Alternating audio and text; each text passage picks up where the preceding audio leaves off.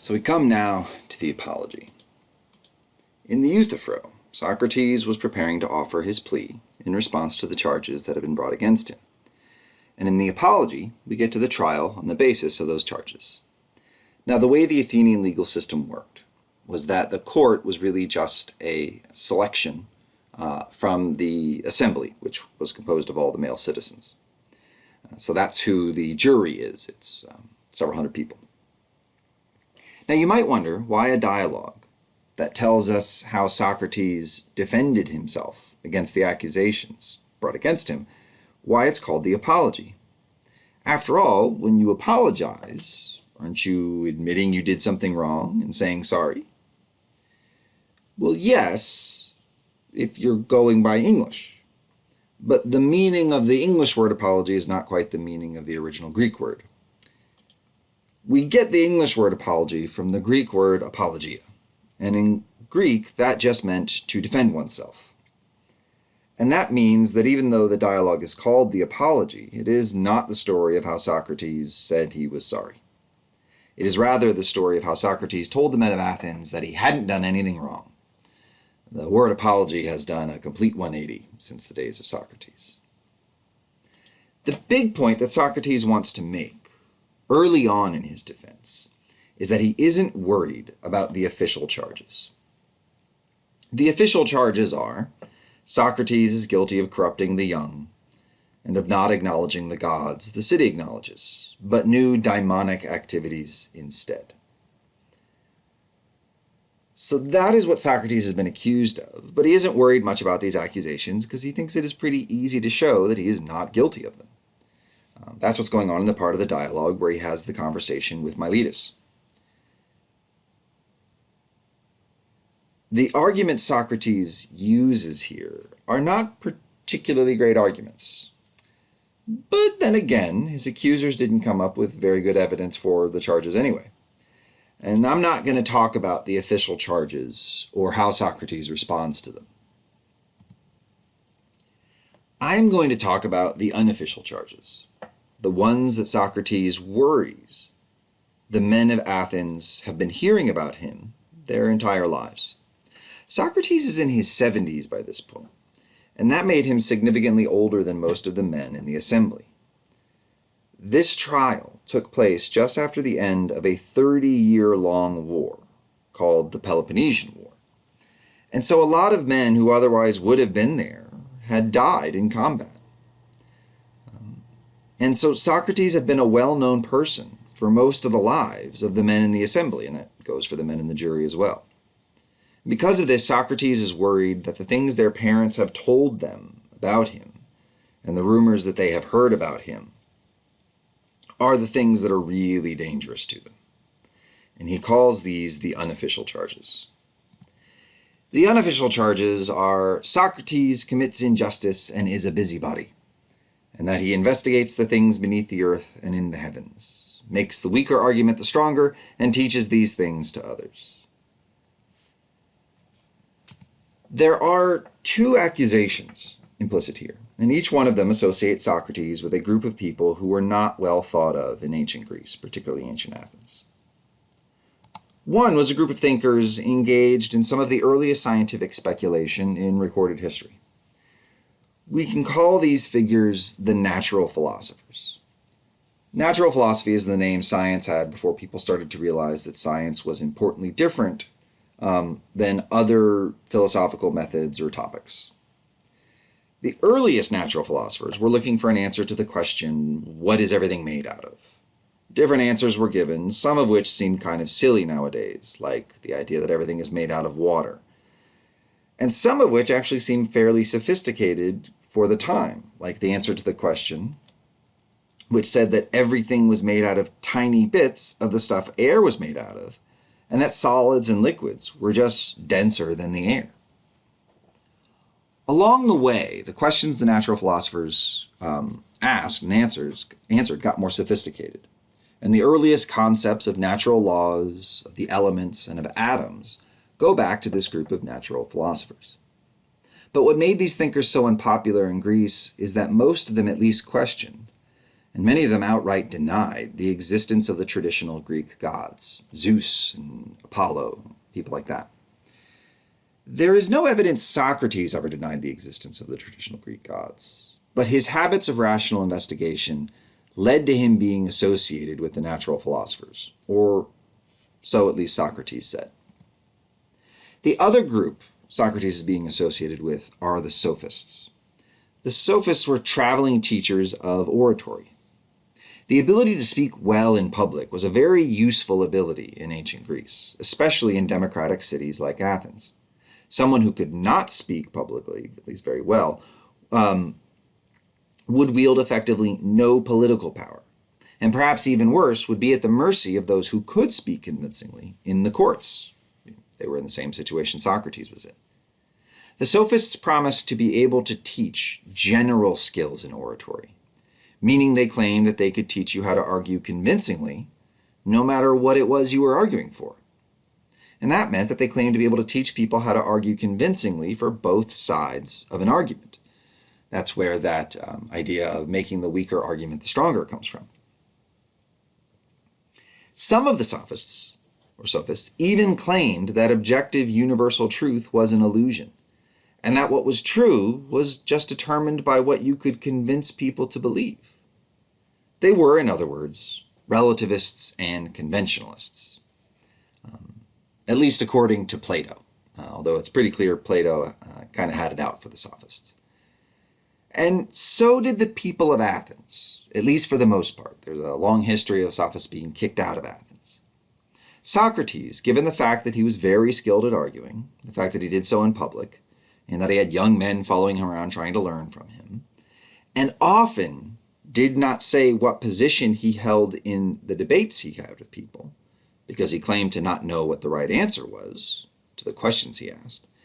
He was often, for these reasons, associated with the sophists.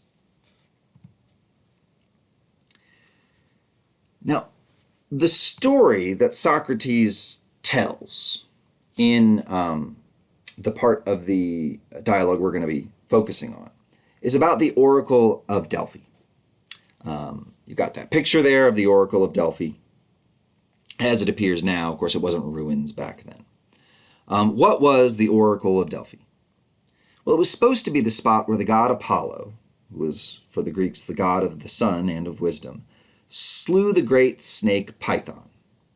Python had been sent to chase Leto, Apollo's mother, by Hera, the wife of Zeus. She had done this to prevent Leto from giving birth to her twins because she's mad that Zeus had slept with Leto. Eventually, Leto did give birth, and later Apollo killed the python in its lair at Delphi. This was also supposed to be, the Greeks thought, the center of the universe. That's where the python had its lair. Delphi quickly became the most holy site in the Greek religion. The strange thing about that is that the Greeks thought they knew where the gods, or most of the gods anyway, lived. They thought they lived on Mount Olympus, and Mount Olympus's location was known to everyone. Everyone knew how to get to Mount Olympus. You would think the home of the gods would be the holiest spot in the Greek religion, but Greek religion was kind of weird. Now, the idea was you would go to the oracle to hear a prophecy.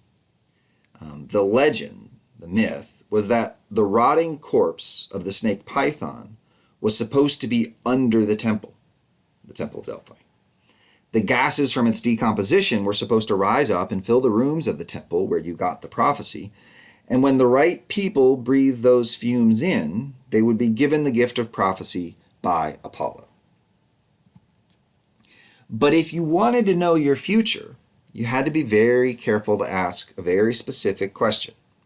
And despite that, the answers could still be somewhat cryptic. There's a famous story where the king of Lydia, which was a kingdom in modern-day Turkey, named Croesus, was trying to decide whether to go to war with the Persian Empire. Croesus was very rich and powerful, and he thought he might be able to take on the new and very powerful Persian Empire. So he went to the oracle at Delphi and asked whether he should go to war with Persia. And the oracle responded by saying, "If you go to war with Persia, you will destroy a great empire." And so Croesus thought that meant he would destroy the Persian Empire. Only it was his kingdom that was destroyed, not Persia. This story was told as a way of warning people that the prophecies from Delphi always had to be interpreted correctly and that that was a difficult task. The Greeks thought the prophecies of the oracle always told the truth, but that they could still be somewhat mysterious. Practically speaking, the oracle was just a giant money generator. Rich men from all over the Greek world would come to ask the oracle for guidance before making great decisions. And they would have to pay the priest for the right to get in to see the oracle, who was almost always a slave girl. But they couldn't get in to see her right away. They usually had to wait, and that meant staying at what were effectively hotels, eating at taverns, and things like that. A whole city grew up around the oracle. So it cost a lot of money, when you counted out all that together, to get your prophecy. So that's the background for Socrates' story about why he lived a life that led to the men of Athens hearing these rumors about him. That's why he's bringing up the oracle. He wants to explain how he got in this mess. So Socrates had a friend named Chaerephon, who once went to the oracle and asked, "Who is wiser than Socrates?" Now, think about that for a minute. Chaerephon spent a huge amount of money for the right to just ask the question. And the question was basically, hey, I think my buddy is wicked smart. Is he the smartest guy there is? The oracle's answer to this question, who is wiser than Socrates, was no one. When Chaerephon brought word back to Socrates, Socrates refused to believe the oracle. Now, this could be Socrates showing a lack of religious orthodoxy, disbelieving the oracle. Or it could be that Socrates thought this was one of those cases where the oracle's answer was being kind of tricky. But either way, Socrates set out to prove the oracle of Delphi wrong. The first group that Socrates goes to in order to find somebody wiser than himself, because that's how he's going to show that the oracle was wrong, are the politicians. Now, in our day, no one would pick politicians as the first group to go to when looking for wisdom. But maybe people weren't so cynical and jaded back then. Unfortunately, Socrates is disappointed. He examines the politicians, and he wants the politicians to show him wisdom. And it turns out they don't. What Socrates says is this in response to it: "I'm wiser than this person. For it's likely that neither of us knows anything fine and good. But he thinks he knows something," that's the politician, "he doesn't know. Whereas I, since I don't in fact know, don't think that I do either. At any rate, it seems that I'm wiser than he in just this one small way, that what I don't know, I don't think I know." So you can imagine what was going on here was the kind of conversation Socrates had with Euthyphro that you've already seen. The politician acts as though he knows something, so Socrates asks him a question to try to uncover the hidden contradictions in the politician's belief system. Socrates finds those contradictions, and when the politician can't deal with the fact that he has these internal contradictions, the politician runs away. Socrates did this enough that he became convinced that the politicians as a class did not have the wisdom he sought. And it's clear that what he sought was wisdom about the fine and the good, right? Or knowledge about the fine and the good. If you're truly wise, Socrates thinks, you will know what is valuable in life. That's what the fine and good is. Having knowledge of the things that are worth having in life. You know how to live, and you know how to live excellently, virtuously, and justly. He finds that the politicians don't know these things, and so he moves on. But before we move on with him, I want to point out how strange it is that Socrates says that he knows nothing. The phrase most commonly associated with Socrates, the quote, is, "True wisdom consists in knowing that you know nothing." And like a lot of famous quotes attached to a lot of famous people, Socrates never actually said precisely this. And that's very common. People regularly attribute lines to others that they don't actually say.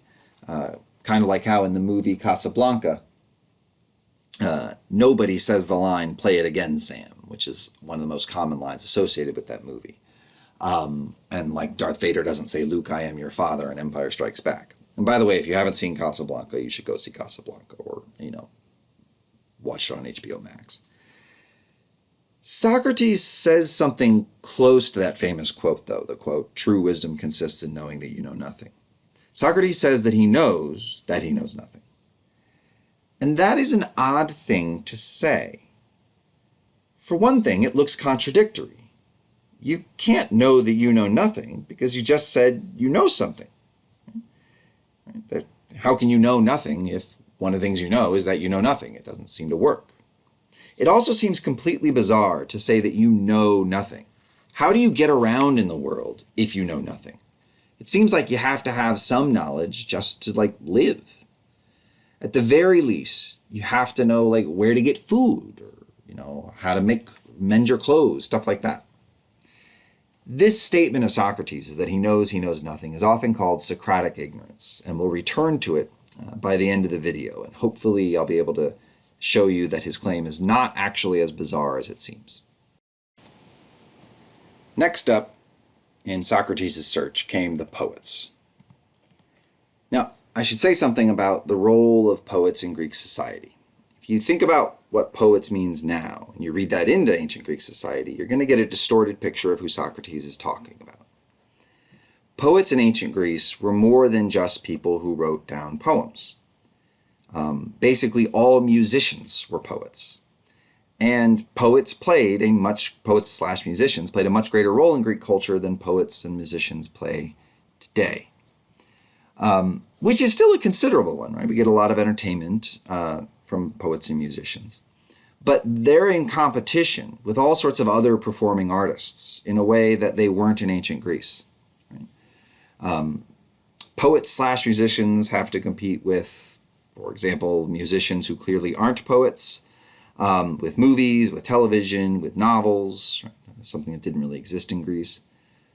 Back in ancient Greece, poets had the culture sort of all to themselves. They were both the primary form of entertainment and the primary way that the Greeks maintained their cultural heritage.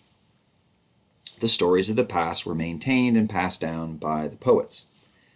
You may have heard of the Iliad and the Odyssey, Homer's epic poems about the Trojan War and the wanderings of the Greek hero Odysseus after that war. Now, nowadays we have, books in which those poems are presented. They are book-length poems. But the poems were only written down hundreds of years after the events the poems are based on. And the way this worked was whoever it was who actually wrote these poems, and historians are fairly well convinced that Homer was not a real person, he was an invented person. But whoever wrote these poems down taught the poem to someone else who would have memorized the entire thing, the entire book-length poem, so that they could in turn teach that poem to someone else. And this is how stories about the past survived in Greece for hundreds of years. The Odyssey and the Iliad were written during a time that's sometimes called the Greek Dark Age, when there wasn't a lot of literacy. Right? It was just memorizing a poem you had heard someone else tell you. And, because of that, poets had a very elevated status in Athens. You can think of them as a kind of combination musician, storyteller, historian, and priest, all rolled into one. And so it makes sense that Socrates looked to poets for wisdom. And unlike the politicians, Socrates finds that the poets often do say wise things. So he went to the poets who seemed to him the wisest and asked them about what they had written. And what Socrates says of the experience is, "So I examined the poems with which they seemed to me to have taken the most trouble and questioned them about what they meant. Almost all the people present could have discussed these poems better than their authors themselves. And so in the case of poets as well, I soon realized that it wasn't wisdom that enabled them to compose their poems, but some form of natural inspiration, of just the sort you find in seers and soothsayers." So poets can say true things about important matters, but they still lack something. They lack the ability to explain why they said what they said, what the true meaning of what they wrote was, or why what they said was true. So poets can transfer wisdom because their poems contain wisdom, but they don't have wisdom themselves. Now, some of this might have been because not all the poets were the original authors, but were just reciting poems that they were made to memorize. But at least some cases we know that Socrates did get a chance to talk to the original composers of poems. So that isn't all that's going on here. These comments about poets reveal something important about how Socrates thinks about wisdom. It is not enough to say true and wise things. You have to be able to explain why they are true and what makes them wise. This connects very clearly with the demand in the Euthyphro that a good definition of something, X, must explain what makes it X. It's not enough to be able to correctly identify something.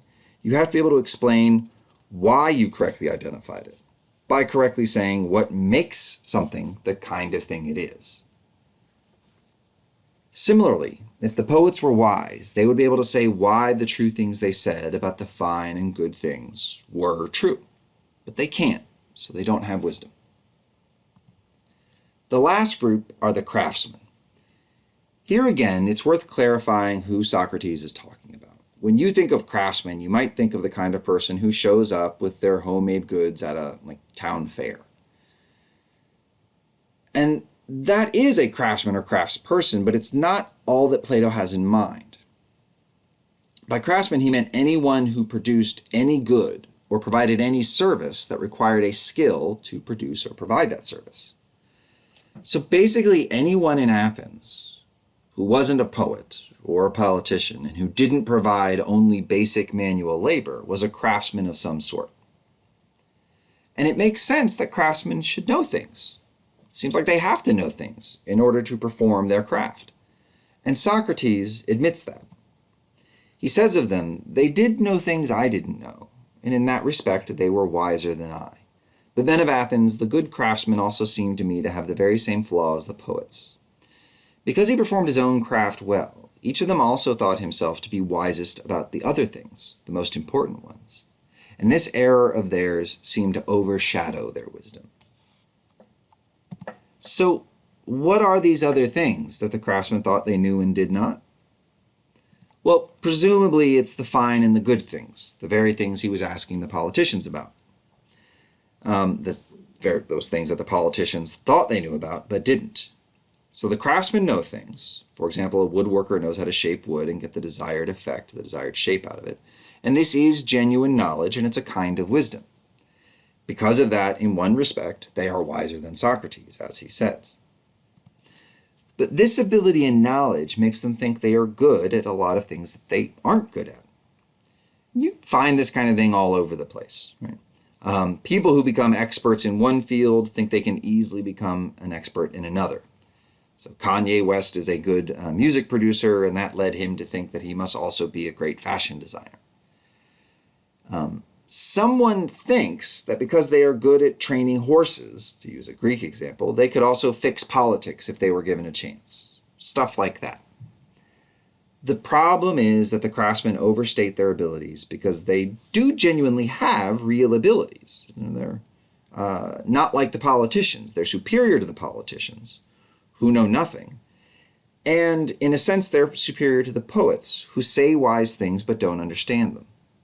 The craftsmen are the only group that Socrates talks to that have genuine knowledge.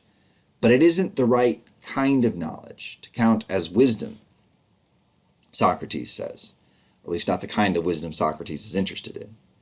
And worse yet, the craftsmen have fooled themselves into thinking they do have wisdom. Now, you might have heard about something called the Dunning-Kruger effect. This is a discovery by two Cornell psychologists about 25 years ago. They discovered in a series of studies, that people who lack almost any knowledge about some topic will overrate their knowledge. So, for example, they found people who didn't know anything about how to play chess, and they asked them, "How good are you at chess?" And the people who knew nothing about chess thought they were really good at it. When you asked them, they would say they knew a lot about chess. Then, if you asked people who objectively knew more about chess, or objectively better at playing chess, at understanding chess, than the complete novice, but who fell short of being experts, right? So moderately good players, they will tend to rate themselves lower than the people who knew nothing, right? So the people who knew nothing might say they are 7 out of 10, and the people who actually were moderately good might say they're like a 5 out of 10.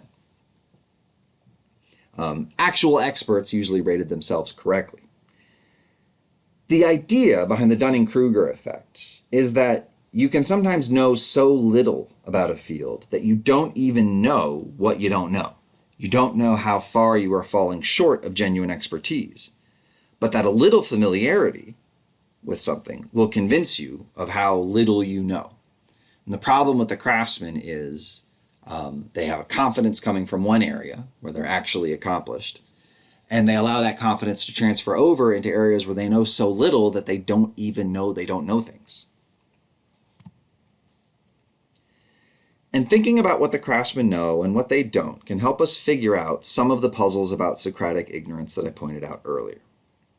So let's start with the fact that in Greek, as in many other languages, there's more than one word for knowledge. In Greek, there's at least 2 separate, distinct words for knowledge. And they're techne and episteme. Techne is associated with craft work. And a good way to think of it is as what we would call know-how. It's also where the word technical in English comes from. Now, there are a lot of things that you know how to do. Like you might know how to swim or ride a bike, or shape wood, or shape metal, or make clothes. These would all be things or kinds of craft knowledge, according to the Greeks. But techne covers more than you might first think if you associate it with know-how or with craft knowledge.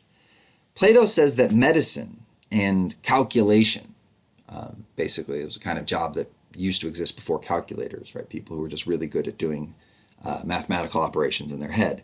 Plato thought medicine and calculation were both kinds of crafts. Because, for example, doctors produce health in just the way that a cobbler produces shoes. These are all forms of know-how or craft work or techne, according to Plato. And here's an important fact about know-how. This is not something Plato goes into, but it's something that you can figure out by just thinking about it. You can't gain know-how by reading a book or listening to instructions. You can only gain know-how by doing the activity in question. For example, you can't learn to ride a bike by reading a book about how bikes work. You do actually have to get on a bike and try it. Even in the case of calculation, which is a purely intellectual craft, even if you've been told the rules of arithmetic, that doesn't make you very skilled at calculating things quickly in your head. The kind of people who can do math really quickly in their head are people who do math all the time. People who can do arithmetic problems super fast have a skill that goes beyond just having knowledge of addition, subtraction, multiplication, and division. They have a skill, or what Plato called a knack, for calculation.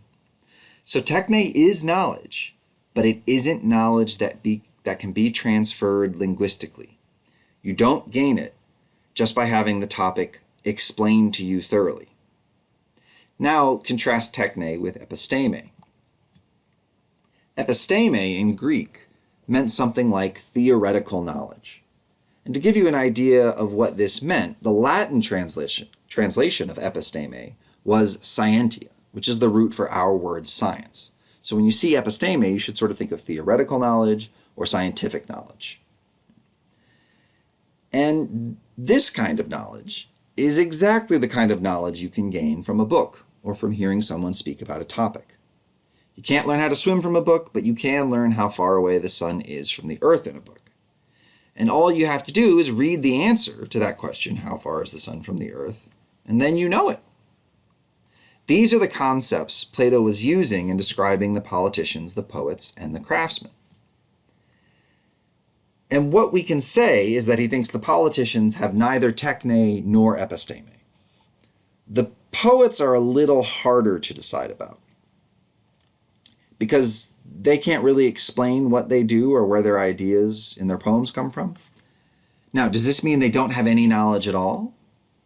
Well, compare them to the scientist. Suppose a scientist claimed to have made a major discovery, and then when you ask them about their discovery, the scientist says, "Oh, I can't put what I discovered into words. I can't describe it." That just means they didn't make a great discovery. Scientific discoveries can be put into words. But if someone says they just figured out how to do a neat trick on their bike or skateboard, and you said, "Tell me how you do it," it would be fine if they just said, "Well, I can't tell you how to do it, I can only show you."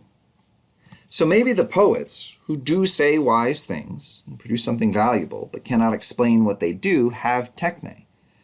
They have techne, perhaps, about the fine and the good things that Socrates is interested in. But they lack episteme, or scientific or theoretical knowledge. The craftsmen, however, definitely have techne. There's no question about it. They know how to do lots of stuff that Socrates doesn't, but they lack episteme. And that is the important thing about all three groups. They all lack theoretical knowledge, kind of in general, but they definitely all lack theoretical knowledge about a particular area of knowledge, the kind that Socrates is interested in, knowledge of the fine and the good. They lack the ability to explain what the right way to live your life is. This is the wisdom that Socrates has been talking about and searching for. He is looking for people who know what the right way to live your life is, and further, have the ability to explain why it's right. When Socrates looked for such people, he found that no one had that wisdom, but that everyone thought they had it. Everyone except Socrates. He knows that he lacks the ability to explain what makes good things good and fine things fine. The word fine here, the Greek word is toukalon, which can be used to mean beautiful as well. So good and beautiful might be a better way to say it. Socrates lacks the ability to define the key ethical terms that wisdom would be expressed in. So remember, like in the Euthyphro, he was trying to figure out the definition for piety, and he failed. But he also showed that Euthyphro didn't know. And this is what Socrates did over and over again. He showed people that they didn't have the wisdom they thought they had. He showed the generals that they didn't know what courage was. He showed people that they didn't know what friendship was. He showed that people didn't know what temperance or wisdom was. So true wisdom is knowledge of Socratic definitions of ethical ideas. That's what Socrates is searching for. So the standards for definition we saw implicit in the Euthyphro, Socrates wants those met for key ethical terms, and he finds out nobody has that, and that he alone realizes this fact. And so the oracle turned out to be right. He is the wisest of all men. Now, eventually, Socrates is found guilty. After all that story about what was really going on, about why he lived the kind of life he lived, which got him, so unpopular, he was found guilty of the things he had been charged with, the things that he had clearly shown he wasn't guilty of.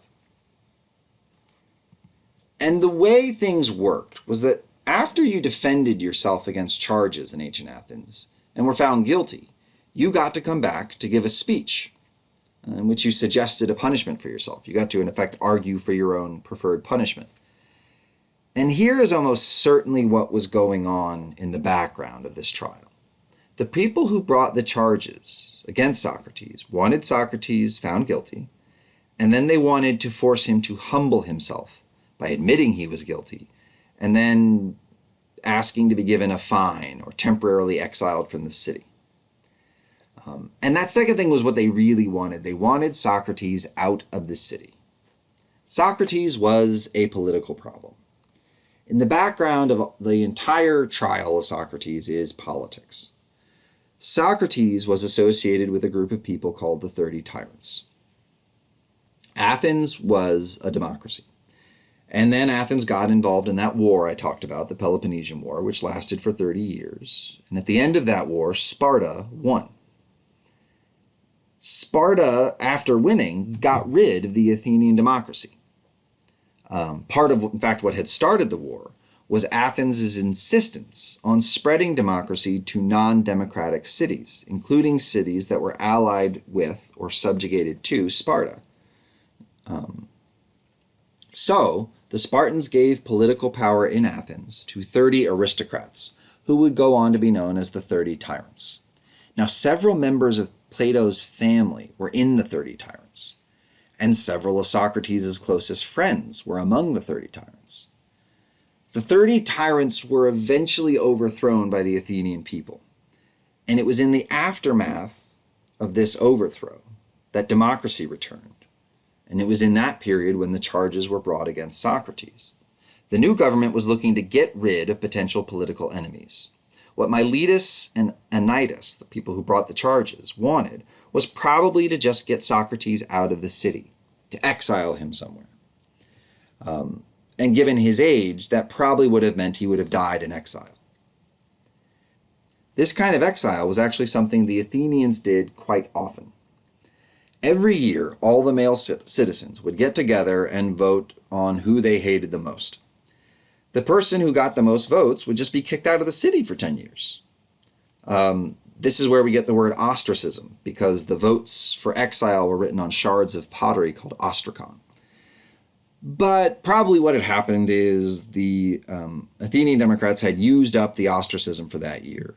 And so they were trying to get Socrates to flee the city or to accept exile as a punishment for his crime. Probably, though, no one wanted to kill Socrates. No one wanted Socrates to actually be put to death. What they wanted was Socrates to be kicked out of the city, and that could happen either by Socrates asking for exile as his punishment, or if the fine that the assembly gave him was sufficiently large, it would do the same job, because if you couldn't pay the fine, then you got exiled, and Socrates was fairly poor by this time in his life. So everybody expected Socrates to come back and beg for mercy. Instead, Socrates came back basically with middle fingers up in the air. Socrates suggested that his punishment ought to be that he be given free lodging and free meals for a year, the same deal that Olympic champions got in Athens. This was basically Socrates' way of saying, I'm right, you're wrong, deal with it. But in the process of making this suggestion, he considers the question that he thinks most people would want to ask him. The question is whether he'd be willing to give up the life of philosophical discussion and confrontation in order to save his own life. And Socrates' answer to that is no. Now, why would he say no? He's an old man. Why wouldn't he want to live out the rest of his days in peace?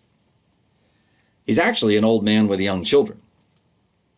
So you might think doubly reason to do that. But Socrates says no. And his explanation of why he says no is probably one of the most famous parts of this dialogue. The parts that people care about the most, the parts that inspire people. Now, because of the nature of this course, I have focused on what Socrates says about knowledge in this dialogue, what he says about wisdom. But most people don't actually read this dialogue for that reason.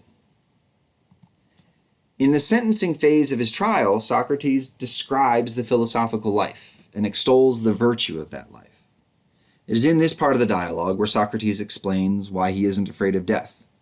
And I'm not going to talk to you about that part of the dialogue, but I do want you to think about them. I mean, this is a genuinely, potentially very inspirational part of the dialogue. I also want you to think, in particular, about the claims he makes about his lifestyle, the lifestyle of philosophical discussion and confrontation. Because he doesn't just say that the lifestyle is good for him. It's not like he's saying, well, this is just how I am. He says that the things he does, the way he lives his life, is good for everyone, and good for the city as a whole. Socrates comes up with a metaphor in which Athens is like a big, strong horse that is sleeping, and Socrates is like the gadfly, stinging the horse to wake it up. Without the gadfly, the horse would stay asleep, and its strength would be wasted. Athens needs more people like Socrates to remind them of things that they too easily forget, or so Socrates says. Athens needs people like Socrates to remind them of the value of the soul and of moral virtue, and how those things are more important than money and power. Socrates thinks that his city is in danger of losing all that made it great. The city needs Socrates to keep people honest. Socrates even says that if the men of Athens put him to death, they would be harming themselves more than they harm him. But he doesn't just say that he's good for the city, he also thinks his lifestyle is good for him. He says, it is the greatest good for man to discuss virtue every day. and other things you've heard me discussing and examining myself and others about. On the grounds that the unexamined life is not worth living for a human being. Now, why would he say that? Why do you think someone would say that an unexamined life is not worth living? If you think Socrates is right, why do you think that the unexamined life is not worth living? Why would it be worth risking death in order to talk about the things Socrates talks about? Socrates wants to talk to other people all the time about the most important questions in life. And if they want to talk about less important things than like money, then his attitude is, screw that. It's not good for them, and it's not good for me to talk about and pursue trivialities, which is what he thinks everything but moral virtue is. And it's just something worth thinking about, this attitude, because it is an attitude that is quite foreign to contemporary, especially American culture, where we don't spend a lot of time talking about things like the soul or things like morality, at least not in public.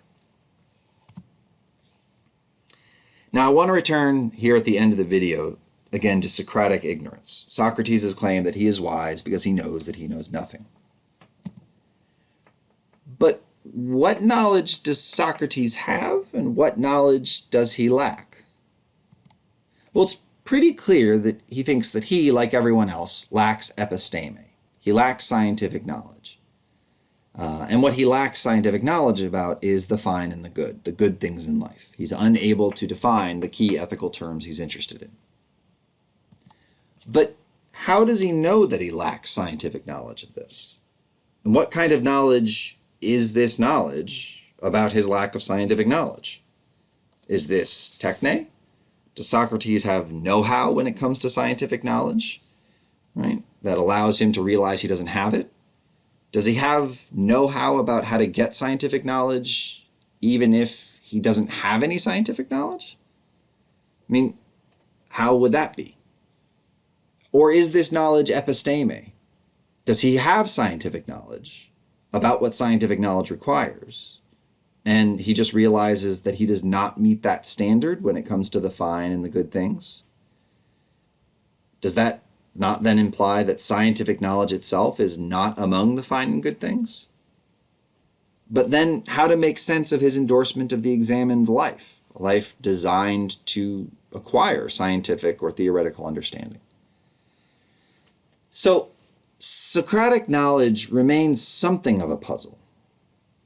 But at the very least, it's clear what Socrates is after. He's after scientific knowledge, and that meant not being able to just say what is true, but also to explain yourself, to explain why the true thing is true. This is what he spent his life pursuing, and never finding, according to Socrates. And this is the goal that Socrates would sort of leave to Plato, that Plato would eventually decide he did successfully meet, in a way that Socrates never thought he did.